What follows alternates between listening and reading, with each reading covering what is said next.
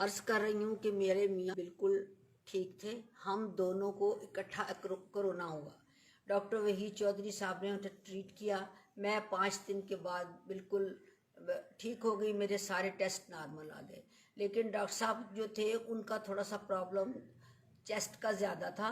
वो ट्रीट हो रहे थे, बहुत बेहतर हो रहे थे, लेकिन उनकी ना ऑक्सीजन सेचुरेशन थोड़ी कम हो गई। तो मैंने कहा कि मैं इनको ना शेख ज़ियाद ले जाती हूँ, ताकि इनको कुछ देर के लिए ऑक्सीजन टेंट में रखेंगे। 1-2 दिन में ये ठीक हो जाएंगे। डॉक्टर रबानी साहब की बीवी को भी रखा। तो जब हम इनको वहाँ लेके गए तो वहाँ पर उस वक्त अटेंड करने वाला कोई डॉक्टर नहीं था, ना बेहोशी वाला था, ना कोई ये डॉक्टर सायरा थी जो इंचार्ज थी। वहाँ पर 2 नर्सें थी और एक जूनियर डॉक्टर था जो कि बेहोशी वाला था। उन्होंने सारे टेस्ट टूस्ट लिए, एक्सरे लिए, ये वो फला। उन्होंने ना उनको वो जो कैप होती है ना वो लगा दी कि जी ये इनको हम कैप से ठीक करेंगे, इनको कोई मसला नहीं है, इनकी सेचुरेशन जो है इस वक्त 97 है। मैं वो करवा के तो आ गई वहाँ से और तसल्ली कर आई कि कोई बात नहीं, ये शाम तक ठीक हो जाएंगे। जब शाम में गई तो मेरी फिर मुलाकात हुई इस डॉक्टर के साथ, सायरा बाबर के साथ। तो वो कहने लगी कि नहीं जी, ये ना हम इनको ना इसी तरह से ट्रीट करेंगे, कोई दवाई नहीं देंगे। अब आप सोचे भी ना मैडम कि आप वेट पे डालेंगे। मैंने इनके आगे हाथ जोड़े, मैंने इनको खुदा की और रसूल की कसमें दी कि मेरे मियाँ को वेट पे नहीं डालना। कोई मसला हुआ तो मुझे बताना, मैं यहाँ से उठा के किसी और शहर में ले जाऊंगी, लेकिन तुमने इनको वेट पे नहीं डालना। और एक इनको तुमने एक्टेमरा नहीं लगाना, ठीक है, क्योंकि उससे काफ़ी डेथ्स हो चुकी थी, उसका कोई फ़ायदा नहीं था लगाने का। इन्होंने मेरी इजाज़त के बगैर, मैं अपने शौहर की वारिस थी, अगर बेशक मेरा बेटा वहाँ पर मौजूद था, वो उसका वारिस नहीं था और ना ही वो ये इजाज़त दे सकता था कि इसको वेंट पे डाल दो या इसको एक्टेमरा लगा दो। इन्होंने एक्टेमरा की 2 डोजेज उसको विद इन 7 आवर्स इसको लगा दी, जिसका उनको बजाय फ़ायदा होने के उनको और नुकसान हो गया और उनकी फिर जो थी सेचुरेशन वो फिर गड़बड़ हो गई। लेकिन फिर भी वो इन्होंने उसको पी पैप कहते हैं वो डबल डाल दिया, उससे वो ठीक हो गए। रात को वो बातें करते रहे हैं। उनके दोस्त आए हैं, ये कम्बो इसके फ्रूट बाट वाले। उन्होंने कहा यार तू बैठा थे खान लगा है मेवा, तो बाहर तो लोग कहते पे ने कि तू बीमार आ। वो डॉक्टर साहब से बातें की उन्होंने, हेलो हाय करके वो वहाँ से चले गए। उन्होंने बोतल पी, फिर डॉक्टर को, फिर उन्होंने लड़के को कहा कि तुम सो जाओ, मैं अब ठीक हूँ। सुबह 7 बजे के करीब उनके पास ना मैं थी, मैं उसकी वारिस थी, इन्होंने मुझे नहीं बुलाया। मेरा बेटा था और एक जूनियर किस्म का ना, वो कोई उसको 2 या 3 महीने हुए होंगे, वो अनस्थीसिया में आए, वो लड़का वो वहाँ पे मौजूद था। मैं गई तो मुझे मेरे बेटे ने बुलवाया कि जाओ अम्मी को ले आओ जाके ना, तो डैडी का कुछ मसला हो रहा है। अच्छा, मैंने कहा चलो कुछ होगा तो मैं किसी डॉक्टर को कॉल करूं। जब मैं आगे गई तो मेरा मियाँ मर चुका था और उसको ये अमाउंट दे रहे थे और मुझे उस वक्त इन्होंने बुलाया। और दूसरी बात ये कि उस मेरे नौकर ने बताई ये बात कि जी इन्होंने उनको ज़बरदस्ती डाला वो वेंटिलेटर, वो उनसे डल नहीं रहा था वो लड़के से। फिर कहता जा भाग के जाके वहाँ से एट्रोपिन उठा के ला। एट्रोपिन उठा के लाया, वो उसके मुंह में दिया, पता नहीं, कहता इतनी मुश्किल से उनकी जान निकली है ना कि आपकी सोच है। कहता मैं ऊंची ऊंची रोने लग गया। मैंने डॉक्टर हमीदुल्लाह को कॉल की, वो फ़ोन ना उठाए।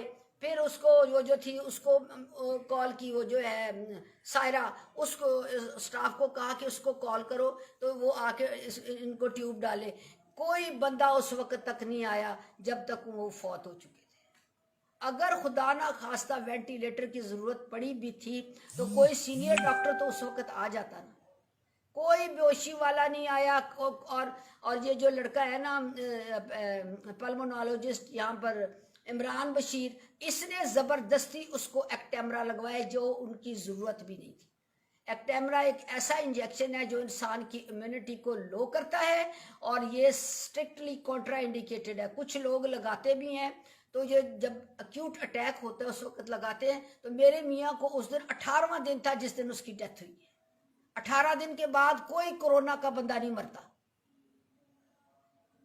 वो तो टाइम गुजर चुका होता है उसका वायरस का, उसने अपना जो दिखाना होता है वो दिखा चुका होता है। पूरा 18वां दिन था उस दिन, 28 नवंबर के दिन।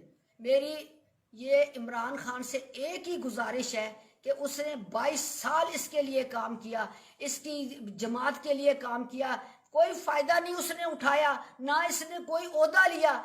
अगर इसने अपने ईमान के साथ उसकी इंक्वायरी ना कराई तो क़यामत के दिन मैं इमरान खान का गिरेबान पकड़ूंगी, दुनिया में भी पकड़ूंगी और आखिरत के में भी पकड़ूंगी कि यहाँ पर तुमने इतने गंदे लोग यहाँ लगाए हुए हैं।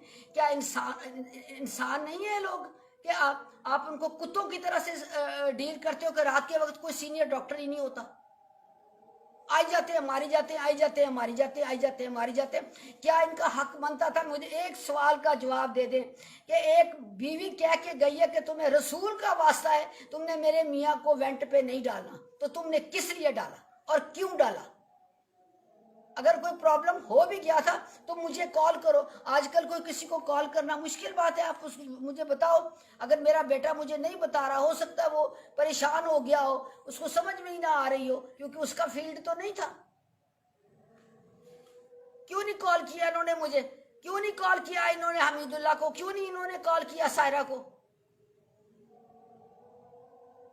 और इसकी इंक्वायरी फाइन होनी चाहिए और इन लोगों का यहाँ से यूनिट बंद करना चाहिए। हर पेशेंट का इन लोगों को 50-50, 60-60, 1.5 लाख रुपया मिलता है एक बंदे को ट्रीट करने का। तो वो कहाँ जाता है? मारने के लिए है। ये क्या फायदा हुआ इमरान खान की हमें गवर्नमेंट लाने का? और मेरा मियाँ सारा सारा दिन सारी सारी रात इसके पीछे जलील होता रहा है।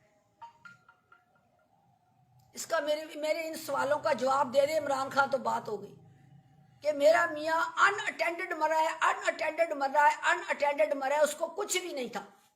अगर सैचुरेशन कम हो भी गई थी, नो प्रॉब्लम, आप डॉक्टर को कहो चलो वेंट पे डालना भी है तो कुछ सीनियर डॉक्टर वेंट पे डाले उसको। चमचों के साथ अंदर डाल रहे हैं, चमचे उसके अंदर डाल रहे हैं, उसका मुंह खोल रहे हैं क्योंकि उसको वेंट पे डालना ही नहीं आ रहा उस शोएब को।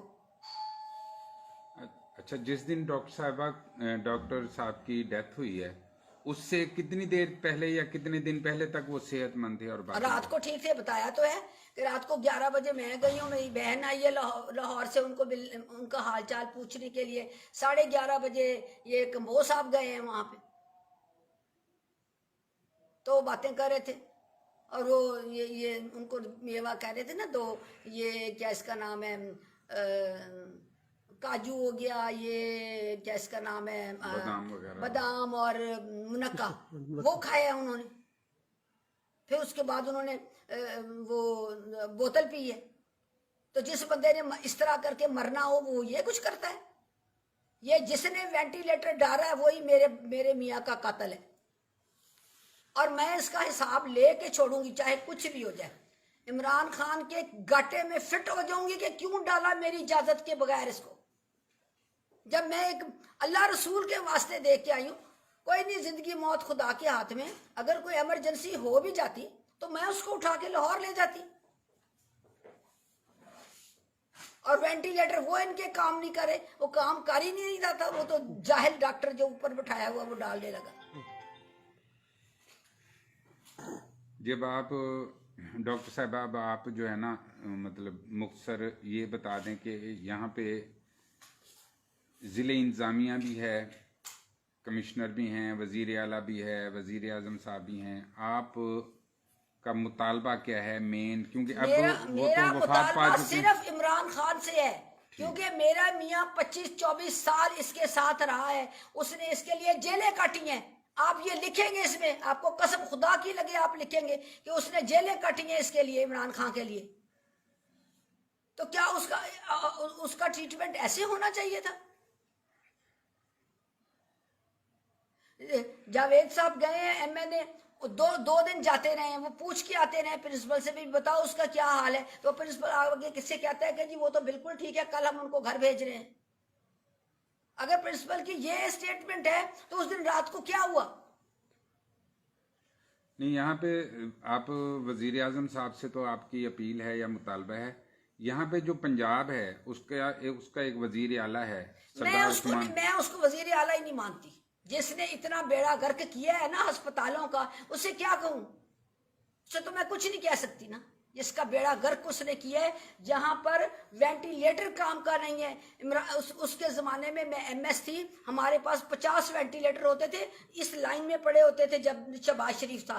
आप किसी को भी जाके 1 मिनट में ऑन कर सकते था, आम बंदा उसको ऑन कर सकता था। इनको तो वेंटिलेटर ही ऑन नहीं करने आते। जाहिल लोग यहाँ पर भरे हुए हैं, चलाना तो दूर की बात है।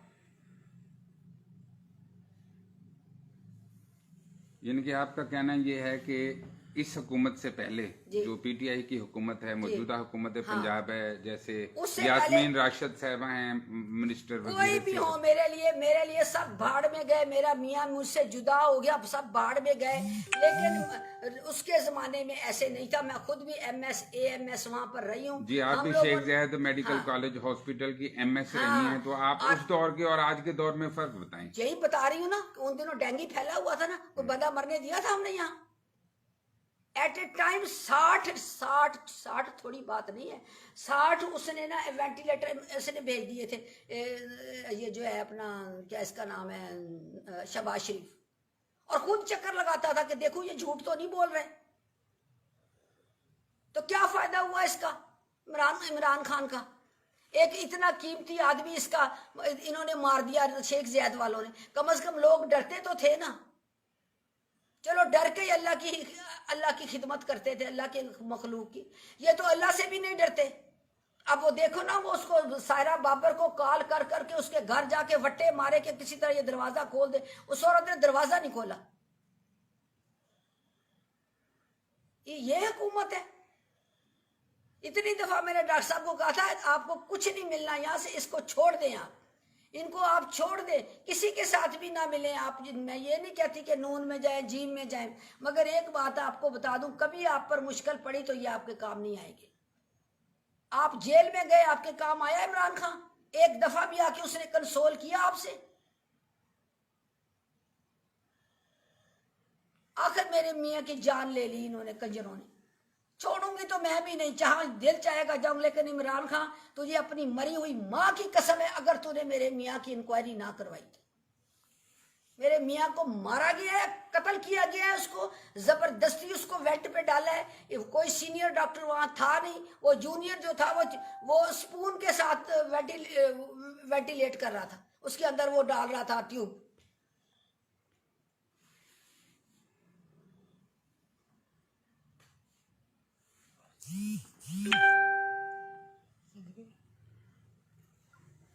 बस ओके, बंद करें।